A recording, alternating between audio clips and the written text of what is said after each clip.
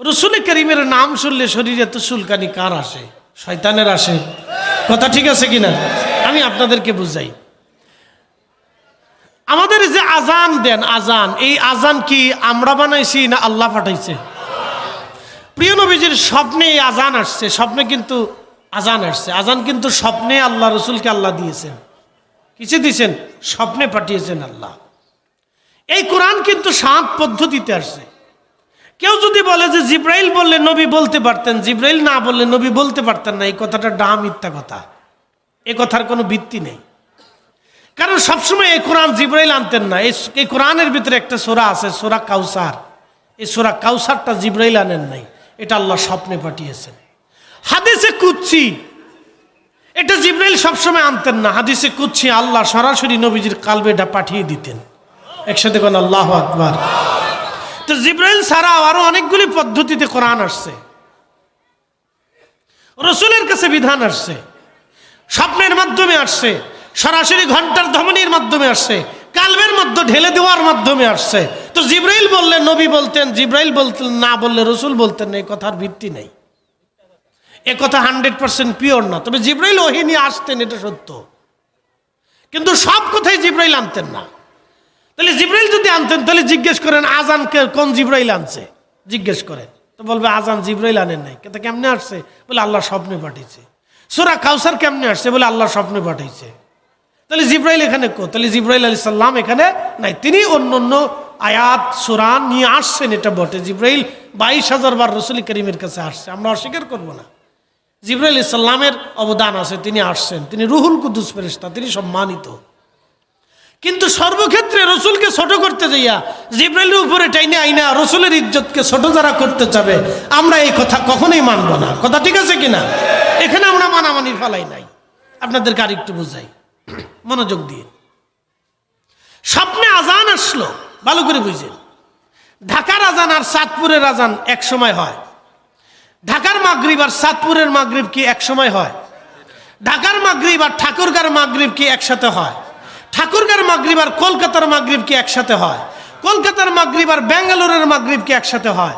ব্যাঙ্গালোরের মাগরিব আর মালদ্বীপের মাগরিব কি একসাথে হয়? মালদ্বীপের মাগরিব আর ওই মালয়েশিয়ার মাগরিব কি একসাথে হয়? মালয়েশিয়ার মাগরিব আর অস্ট্রেলিয়ার মাগরিব কি একসাথে হয়? অস্ট্রেলিয়ার মাগরিব আর ওই ডেনমার্কের মাগরিব কি একসাথে হয়? ডেনমার্কের মাগরিব আর ইটালির মাগরিব কি একসাথে হয়? ইটালির মাগরিব আর রাশিয়ার মাগরিব কি একসাথে হয়? রাশিয়ার মাগরিব আর জাপানের মাগরিব কি একসাথে হয়? জাপানের মাগরিব আর সৌদির মাগরিব কি একসাথে হয়? না।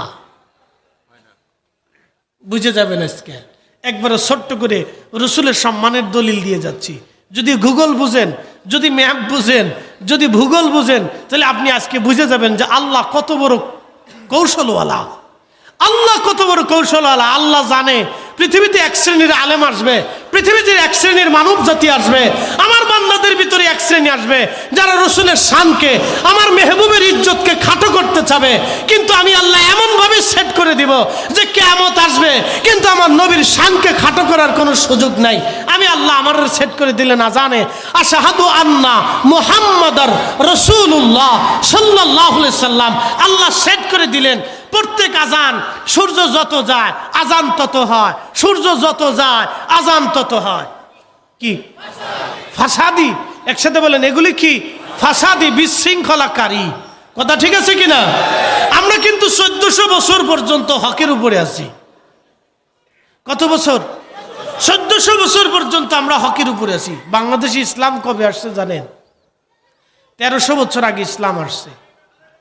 1300 বছর আগে দেশে ইসলাম আসছে। বাইজিদ বুস্তামি রহমতুল্লাহ আলাইহি সে দরগা এখনো চট্টগ্রামের বাইজিদ থানার ভিতরে আছে। প্রত্যেক মিলাদুন নবীর মাহফিলে আমি সেখানে উপস্থিত থাকি, সেই দরগা এখনো আছে। 1300 বছর আগে বাইজিদ বুস্তামি রহমতুল্লাহ আলাইহি আসছিলেন। উনি এখানে কোনো মাজার নাই, ওনার দরগা এখানে বসে উনি কিছুদিন ইসলামের খেদমত করে আবার চলে গেছেন। তার 100 বছর পরে বদর শাউলিয়া রহমতুল্লাহ আলাইহি আসলেন।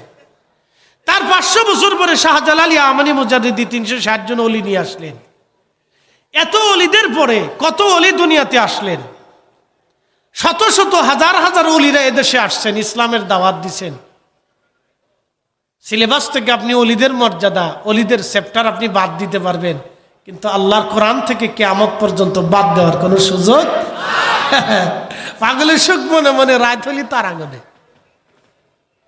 আরে বেটা, তুমি সিলেবাস থেকে কেটে দেবা, কিন্তু পৃথিবীর সব মক্তবে মক্তবে বাচ্চার হাতে খড়ি হবে আলা ইন্না আউলিয়া আল্লাহি লা খাউফুন আলাইহিম ওয়া লাহুম ইয়াহজানুন।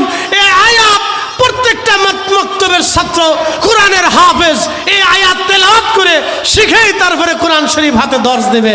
কথা বলেন ঠিক না বেটি? তুমি মাদ্রাসার সিলেবাস 2-1 টাকা থেকে কেটে দিতে পারো, অসুবিধা নেই, কিন্তু আল্লাহর কোরআন শরীফ থেকে কাটার কোনো সুযোগ আল্লাহ রাখে নাই।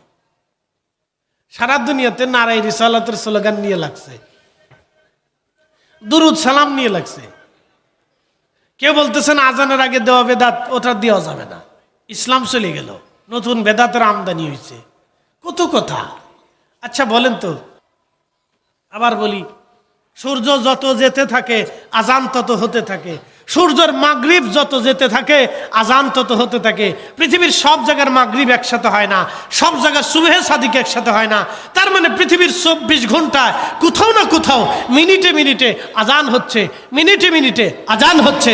মিনিটে মিনিটে যদি আজান হয়, তাহলে আল্লাহ নামের পরে রসুলের নাম মিনিটে মিনিটে সারা পৃথিবীতে 24 ঘন্টায় আল্লাহ নামের পরে রসুলের নাম উচ্চারিত হয়। একসাথে বলবেন আল্লাহু আকবার। না, হাত উঁচা করে বলেন, আরো জোরে, আরো জোরে, আরো জোরে। নবীর শানকে আমরা দিছি না আল্লাহ দিছে? নবীর স্মরণকে আমরা দিছি না আল্লাহ দিছে? 18 কোটি না 200 কোটি মুসলমান একবারও যদি দুরূদ শরীফ না পড়ে, তাহলে মুয়াজ্জিন 5 ওয়াক্ত আজানে আল্লাহ নামের পরে নবীর নাম উচ্চারণ করতেই হবে। এটাই হচ্ছে রসুলের স্মরণ। কথা বলেন ঠিক না বেটা? পাগলের সুখ মনে মনে রাত হলি তার আগুনে। কিছু ছাগল পাগল চিন্তা করছে আমরা রসুলের রুসিলা বাদ দিয়ে দিলাম, আর এই উম্মতে মুহাম্মদি একেবারে খুব বুঝে নিয়ে গেল, আর আমরা সুন্নি আলেমরা বসে বসে আঙ্গুল চুষবো। এত সহজ না ভাই সাহেব। তোমরা গোলামি করার জন্য আল্লাহ আমরা দুনিয়াতে পাঠাই নাই, আল্লাহ আমাদেরকে পাঠাইছে নবীর গোলামির জন্য। হাত উঁচা করে বলেন ঠিক না বেঠে? রসুলের গোলামির জন্য আল্লাহ আমরা দুনিয়াতে পাঠিয়েছে, নবীর গোলামির জন্য আল্লাহ আমরা দুনিয়াতে পাঠিয়েছে। প্রিয় উপস্থিতি হাজিরিন, খুব মনোযোগের সাথে কথাগুলি শুনে যাবেন। এই পৃথিবী এক সময় থাকবে না, পৃথিবী ধ্বংস হয়ে যাবে। কখন হবে, কেন হবে? এই পৃথিবীতে আল্লাহকে আল্লাহ বলার মতো যখন কেউ থাকবে না, তখন এই পৃথিবী আল্লাহ শেষ করে দিবেন। কাবা শরীফ রক্ষণাবেক্ষণ করার মতো যখন কেউ থাকবে না, তখন এই পৃথিবী আল্লাহ শেষ করে দিবেন। কিয়ামত আসবে। আল্লাহ রাব্বুল আলামিন, রসুল করিম তিনি বলে গেছেন 85টা আলামত আসবে। 85টা আলামতের পরে আলামতে কুবরা আসবে। আলামতে প্রথম কুবরার প্রথম আলামত হলো ইমাম মাহাদি। এই ধরা আদামে আগমন করবেন ইমাম মাহাদি। তবে শুনলে আপনি খুশি হবেন, হযরত ইমাম মাহাদি দুনিয়ার অন্য কোনো বংশের সন্তান হবে না। ভালো করে বুঝে যান, আল্লাহ তার রসুলের বংশধরকে কিয়ামত পর্যন্ত দুনিয়াতে কিয়ামত পর্যন্ত নবীর বংশধরকে আল্লাহ সম্মানিত করে রাখবেন। তার বাস্তব প্রমাণ হলো সূরা কাউসার, ইন্না আ'তাইনাকাল কাউসার ফাসাল্লি লিরাব্বিকা ওয়ানহার ইন্না শানিয়াকা হুয়াল আবতার। আল্লাহর নবীকে কাফেররা আবতার বলে গালি দিত। আবতার, এই আবতার শব্দের অর্থ হলো নির্বংশ, বংশহীন। প্রিয় নবীজির সন্তানগণ, ছেলেগণ যখন ইন্তেকাল করলো, তখন কাফেররা বলতে লাগলো আবতার, আবতার, নির্বংশ, বংশহীন। আরে মুহাম্মদ সাল্লাল্লাহু আলাইহি সাল্লামের ইন্তেকালের পরে তার এই কথা আর কেউ প্রচার করার মতো থাকবে না, কারণ তার কোনো ছেলে টেলে নাই। ছেলে যেহেতু নাই, তো বংশ শেষ। তোরা আর চিন্তা করিস না, এটা মরে গেলি, তার বংশ শেষ হয়ে গেল, তার বংশ থাকবে না। শোনেন, আল্লাহর কোরআন যে কত চমৎকার সত্য, তার এই শব্দগুলি থেকে আপনি বুঝে যান। আজকে আপনাদেরকে একটু বুঝাই যে আল্লাহর কালাম কত চমৎকার সত্য এবং রসুলের ইজ্জত কত দামি আপনাদেরকে বুঝাই। আপনারা যারা রসুলের ইজ্জতের পক্ষে থাকেন, শোনেন, আপনারা যে কি ভাগ্যবান এটা আপনাদেরকে ভাষায় আমি বুঝাইতে পারবো না। রসুলের প্রশংসা গাওয়া এটা যে কত বড় বুলন্দ নসিব এটা আমি বুঝাইতে পারবো না। আমি মনে করি আমার 14 পুরুষের ভাগ্য যে আমি রসুলের প্রশংসা গাইতে পারি। আমার 14 পুরুষের ভাগ্য, আমার সারা জীবনের ভাগ্য। কিয়ামত পর্যন্ত যদি আল্লাহ আমার হায়াত দেয় তারপরেও আমার শুকরিয়া শেষ হবে না যে আমি আল্লাহ রসুলের শান আমি মানুষের সামনে বলতে পারি। এটা আমার 14 পুরুষের ভাগ্য। কত বড় ভাগ্য আমি মাঝে মধ্যে চিন্তা করি যে আল্লাহ আমার কত বড় ভাগ্য দিছে, কত বড় বুলন্দ নসিব আল্লাহ আমার দিছে। আমার এই জবানটা, এই কণ্ঠটা আমি আমার রসুলের ইজ্জতের পক্ষে কাজে লাগাইতেছি।